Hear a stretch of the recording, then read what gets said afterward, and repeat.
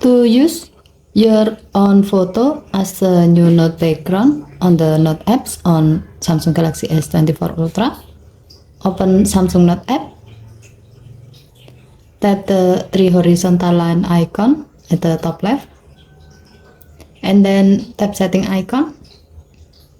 Under general section, tap style of new note, tap template, scroll down the screen. Now tap the plus icon next to downloaded option, select gallery, and then select the desired photo you like to use as your new note background.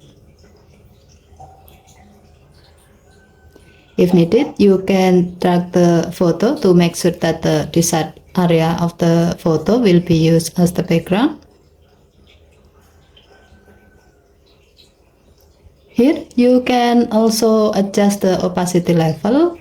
As the example, you can set it to a lower opacity so that you can still read the text with ease with the background behind it.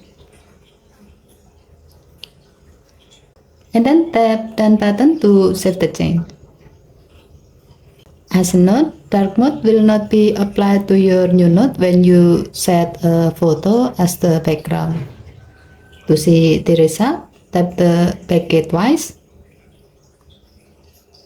Tap the new note icon at the bottom right to create a new note.